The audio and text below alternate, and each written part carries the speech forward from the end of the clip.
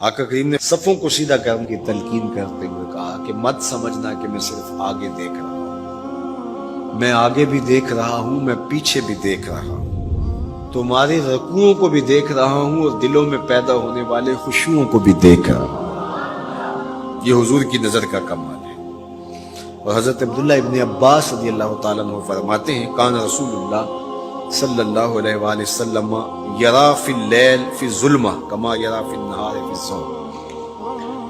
حضور رات کی تاریکی میں یوں دیکھتے تھے جس طرح دن کے اجالے میں دیکھتے تھے۔ میں نہیں دیکھ سکتا، یہ دیکھو یہ روشنیاں ہیں، یہ لائٹیں لگی ہوئی ہیں اور میں یہاں سے دیکھ رہا ہوں، اگر یہ چراغاں ختم ہو جائے، یہ روشنیاں بجھ جائیں تو وہ دور چیزیں لکھی ہوئی ہیں وہ تو دکھائی نہیں دے گی، یہ کتاب میری جھولی میں بھی ہوگی میں پھر بھی نہیں دیکھ سکوں گا، اس لیے کہ میری آنکھیں نور ہیں، لیکن یہ اتنی دیر تک نہیں دیکھ سکتی جب تک یہ خارج کی روشنی بھی موجود نہ ہو۔ لیکن حضور سراپا نور ہیں، حضور ظلمت میں بھی دیکھتے تھے، روشنی میں بھی دیکھتے تھے۔ چونکہ میری آنکھیں ان روشنیوں کی محتاج ہیں، کائنات کی ساری روشنیاں شمس و قمر بھی میرے حضور کے محتاج ہیں، اس لیے حضور علیہ الصلوۃ والسلام شمس و قمر کی روشنی کے محتاج نہیں تھے۔ حضور کی مبارک آنکھیں جو ہیں وہ اندھیرے میں بھی دیکھتی تھی اور حضور کی آنکھیں روشنی میں بھی دیکھتی تھی۔ آقا کریم علیہ السلام نے ایک موقع پہ ارشاد فرمایا وَإِنَّ مَوْعَدَكُمُ الْحَوْض وَإِنِّي لَأَنظُرُ إِلَيْهِ مِن مَقَامِي هَذَا، بخاری مسلم باقی کتب حدیث میں موجود ہے۔ فرمایا کہ تمہارا جو حوض کوثر پر وعدہ ہے جہاں میں تمہیں جام بھر بھر کے دوں گا، فرمایا میں یہاں کھڑا ہوں اور یہاں کھڑے ہو کے اس کو دیکھ رہا ہوں۔ حضور یہاں کھڑے ہیں اور وہاں دیکھ رہے ہیں۔ ایک دن حضور صلاۃ الاستسقاء پڑھا رہے تھے، جب بارش نہ ہو رہی ہو تو اس کی جو نماز پڑھائی جاتی ہے اللہ کے حضور دعا کرنے کے لیے تو اس کو صلاۃ الاستسقاء کہا جاتا ہے۔ ام المومنین سیدہ عائشہ رضی اللہ تعالیٰ عنہ سے مروی ہے۔ تو نماز پڑھاتے پڑھاتے حضور نے ہاتھ آگے کیا پھر پیچھے کھینچ لیا، تو عمومی طور پہ ایسا نہیں ہوتا۔ تو صحابہ نے جب دیکھا تو بعد میں کسی نے پوچھا حضور آج نماز میں آپ نے ہاتھ آگے بڑھایا اور پیچھے کھینچ لیا، مجھے بتائیے کہ حالت نماز میں نظر کہاں ہونی چاہیے؟ جائے سجدہ پہ ہونی چاہیے نا، لیکن صحابہ حضور کو دیکھ رہے ہیں۔ اللہ اکبر۔ صحابہ سے کسی نے پوچھا کہ تم بتاؤ ظہر اور عصر کی نمازوں میں حضور قرات کرتے تھے؟ کہا ہاں کرتے تھے، بخاری میں۔ تمہیں کیسے پتا ہے کرتے تھے؟ کہا نحن نعلم باضطراب لحیتہ، ہم حضور کی مبارک داڑھی کی جنبش سے اندازہ کرتے تھے کہ قرات ہو رہی ہے۔ معلوم ہوا نماز بھی چلتی رہتی تھی، رخ محبوب کی دید بھی ہوتی رہتی تھی۔ اور اقبال کہتا ہے شوق تیرا اگر نہ ہو میری نماز کا امام، میرا رکوع بھی حجاب، میرا سجود بھی حجاب۔ اللہ اکبر۔ تو حضور نے ہاتھ آگے بڑھایا اور پھر کھینچ لیا۔ پوچھا گیا حضور یہ آج نماز میں ایک نئی چیز ہم نے دیکھی، آپ نے ہاتھ آگے بڑھایا پھر کھینچ لیا؟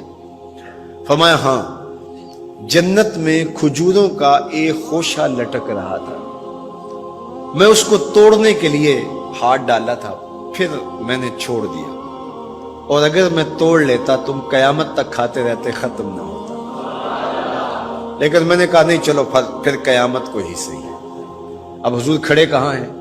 مدینہ المنورہ میں، اور جنت کہاں ہے؟ سدرۃ المنتہا سے اوپر۔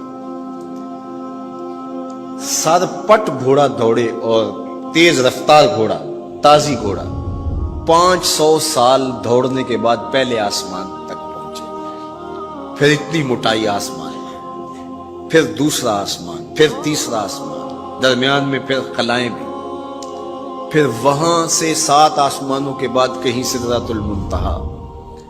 اور قرآن بتاتا ہے کہ جنت بھی سدرۃ المنتہا کے پاس ہے، پھر آگے جنت، اور جنت کے جو درخت ہیں وہ 70,000 سال کی اونچائی پر ہے، وہاں لٹکتی ہوئی کھجوروں کے خوشے، اور حضور علیہ السلام نے یہاں کھڑے ہو کے ہاتھ بڑھایا اور وہاں حضور کا ہاتھ پہنچ گیا۔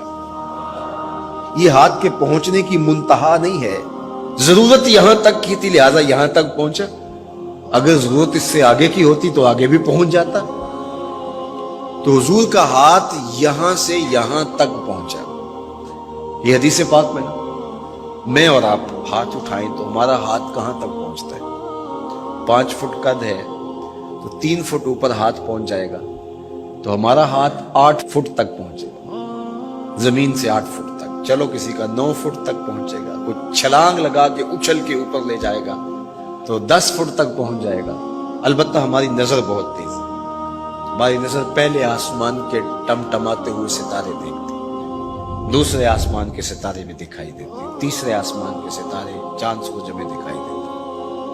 ہمارا ہاتھ 3 فٹ تک یا 10 فٹ تک پہنچتا ہے، نظر تیسرے آسمان تک پہنچتی ہے.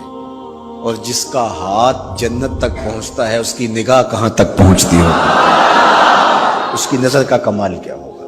اس لیے فرمایا انی ارا ما لا ترون واسمع ما لا تسمعون.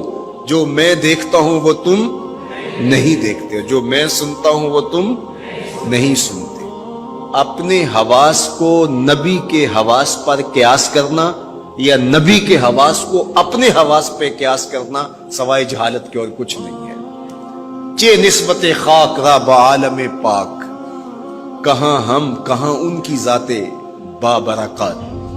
اس لیے فرمایا انی ارا ما لا ترون واسمع ما لا، جو میں دیکھتا ہوں وہ تم نہیں دیکھتے اور جو میں سنتا ہوں وہ تم نہیں سنتے. اللہ اکبر. ہماری آنکھیں تو چمکتے ہوئے سورج کو دوپہر کے وقت نہ دیکھ پائیں، چندھیا جائیں، آنکھوں میں پانی اترنے لگے، اور